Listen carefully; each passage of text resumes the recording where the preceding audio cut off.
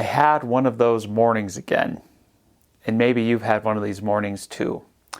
It's one of those mornings where I wake up and I fail to remember God.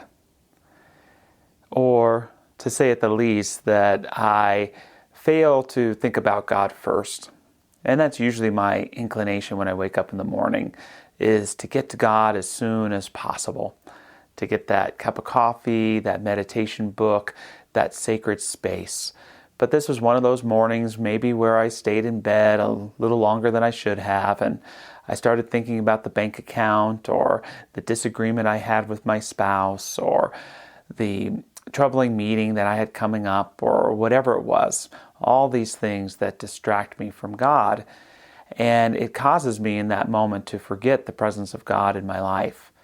The source of love, source of perspective, the source of understanding, the source of strength that helps me deal with all of that other stuff that I got to thinking about too quickly. You know, there's probably a time for all of us when we were in our teens and we had our first crush, where we wrote a poem that said something to the effect of, you're the first thing I think about when I wake up in the morning, and the last thing that I think about when I go to bed at night. And I think it might be good to remember at the spiritual level that even though we may have forgotten God, that God has not forgotten us. That, like the young poet, we are on God's mind late into the evening and immediately upon waking. So even though God isn't always on my mind, I am always on the mind of God.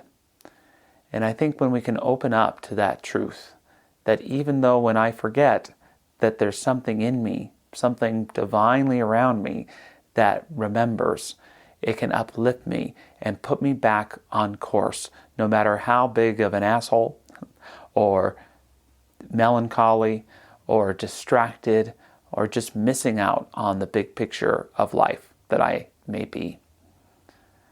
I had an experience of my daughter that was really powerful a few months back. We were getting ready for school. It was my day to take Nancy June to school, and we were possibly going to be a little bit late. And you know, people talk about their biggest fears: public speaking, death, mine being late. I totally freak out when I'm going to be late to anything. And on this particular morning, I was concerned, and that stress was showing up in how I was communicating with Nancy June. Nancy, I told you to put your shoes and socks on. Nancy, please remember your backpack. Nancy, we're going to be late. Please listen. And so Nancy gets in the car and we're driving and we're on our way to school. And in the quiet, I hear my daughter's voice from the car seat in the back. Daddy? Yes, sweetheart. I want you to know that even when you're mean, I forgive you. Even when you're mean, I forgive you. And it really touched my heart. And it was a reminder of that truth, that God may not always be on my mind, but I'm always on the mind of God. And the divine can show up to us through all sorts of ways. In that moment, it was as my daughter, an angel, a muse, a Jedi in a car seat.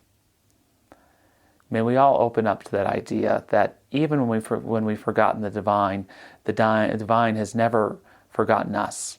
And if we just open our hearts, open our minds, and just calm down, just let go a little bit, it's amazing the ways that the divine can reveal itself to you and to me.